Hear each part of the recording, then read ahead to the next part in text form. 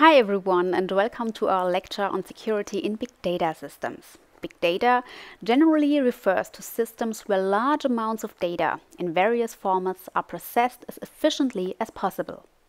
The main motivation for setting up big data systems are of course economic interests, such as, for example, learning more about customer habits for providing individualized offers. However, processing this kind of data also poses risks, especially when data leaks as a consequence of a successful attack. In late 2013, the US retailer Target fell victim to an attack where millions of datasets were stolen. The extent of the attack was revealed later on in January 2014, where Target admitted that in addition to payment data, also personal data was stolen during the attack. The incident caused banks to reissue credit cards and sue Target for compensation of the costs.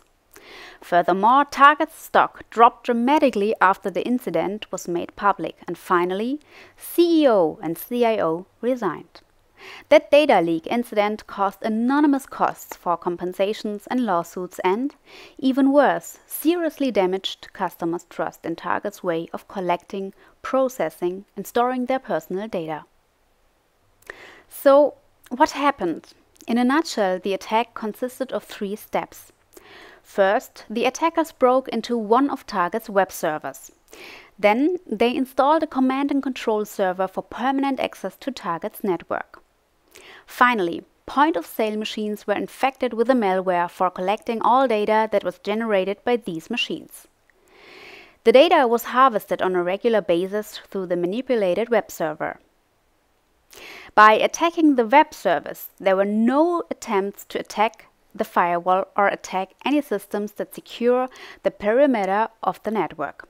Because of this, the attackers were able to remain unnoticed for some time. Distributed big data infrastructures demand for appropriate and adapted security measures that exceed the standard procedures known from traditional security assets. Let us first look at the 3 main threats in big data systems. First, unauthorized access to services and data is a serious risk that is not limited to attacks from outside. In fact, in 89% of all breaches, the threat actor was somebody from inside the network. In 77% of all cases, the attacker was one of the employees who attacked the system from inside.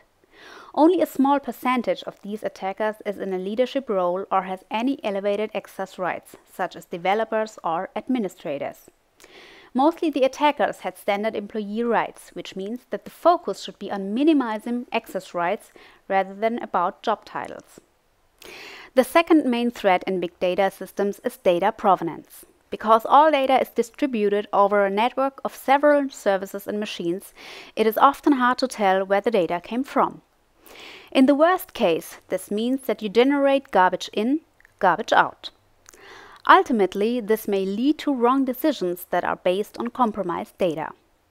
We should require that users always know the source of their data in order to ensure its validity.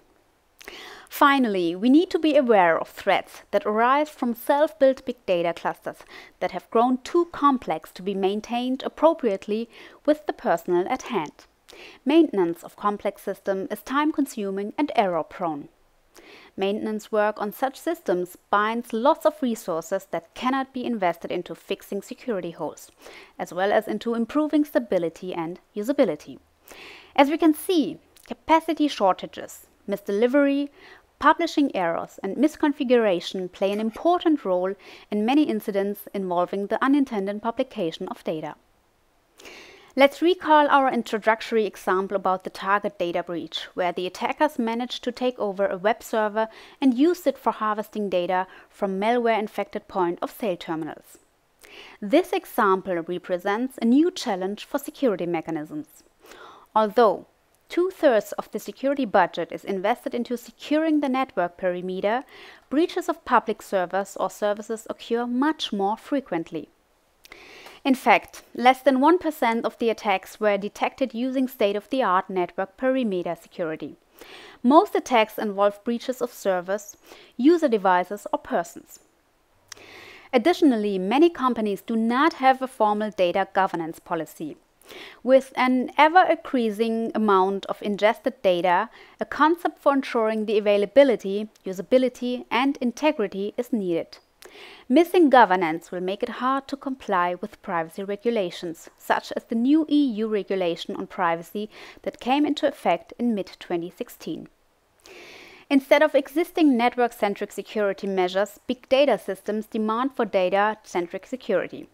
This means that all security measures should evolve around the data and the services that process data itself, and less around securing the network infrastructure. Data-centric security involves preventive measures such as encryption, controlled data redaction, and access control. It also involves detective measures such as audits, service and data monitoring and reporting.